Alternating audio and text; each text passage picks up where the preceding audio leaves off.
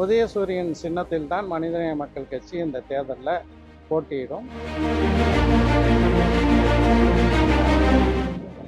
திராவிட முன்னேற்ற கழகத்தின் தலைமையிலான கூட்டணியினுடைய வெற்றிக்காக வியாபித்திருக்கின்ற மனிதநேய மக்கள் கட்சி நிச்சயமாக பாடுபடும் என்பதை மீண்டும் உறுதியாக தெரிவித்து,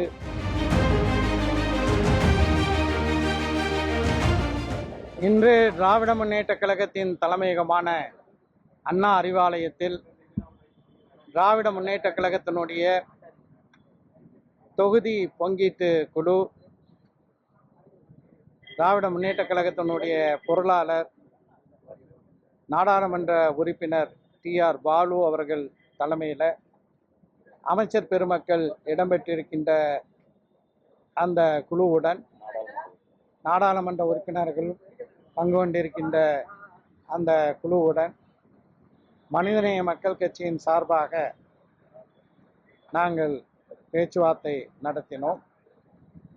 வருகின்ற சட்டமன்ற தேர்தலில் திராவிட முன்னேற்ற கழகத்தின் தலைமையிலான கூட்டணியினுடைய வெற்றிக்காக தமிழகத்தில் பட்டி தொட்டியெல்லாம் அனைத்து மாவட்டங்களிலும் வியாபித்திருக்கின்ற மனிதநேய மக்கள் கட்சி நிச்சயமாக பாடுபடும் என்பதை மீண்டும் உறுதியாக தெரிவித்து, சென்ற சட்டமன்ற தேர்தலிலே மனிதநேய மக்கள் கட்சி பாபநாசம் மற்றும் மணப்பாறை ஆகிய 2 தொகுதிகளில் போட்டியிட்டு 100 விழுக்காடு வெற்றி பெற்றது. எனவே இந்த முறை 5 தொகுதிகள் மனிதநேய மக்கள் கட்சிக்கு தர வேண்டும் என்ற கோரிக்கையை நாங்கள் முன்வைத்திருக்கின்றோம். இது முதல் கட்ட பேச்சுவார்த்தை தான்.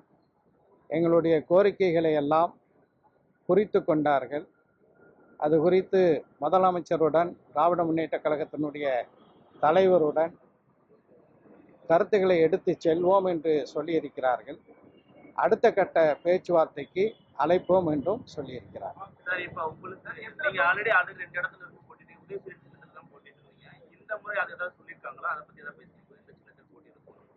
உதயசூரியன் சின்னத்தில் தான் மனிதநேய மக்கள் கட்சி இந்த தேர்தலில் போட்டியிடும். அதையும் நாங்கள் பேசியிருக்கிறோம். குறிப்பா கூட்டணி கட்சி, அதாவது தேமுதிக புதிதாக கூட்டணியில் இணைந்திருக்கு, அவங்களுக்கான இடம் ஒதுக்குறதுனால கொஞ்சம் இடங்கள் குறைத்துக்கான்னு சொல்லி ஐயங்களை கூட கேட்டிருக்காங்க. உங்களுக்கு நீங்க 5 சொல்றீங்க, கடந்த முறை 2 தான் கொடுத்துருந்தாங்க. குறைவதற்கு வாய்ப்பு இருக்கா, கிடைக்கிறதுக்கு வாய்ப்பு இருக்கா? நாங்கள் அதிகரித்து தர வேண்டும் என்ற கோரிக்கையை முன்வைத்திருக்கிறோம். முதலமைச்சரிடம் கலந்து பேசி அடுத்த கட்ட பேச்சுவார்த்தையில் அது பற்றி விவாதிப்போம் என்று சொல்லியிருக்கிறார். நன்றி.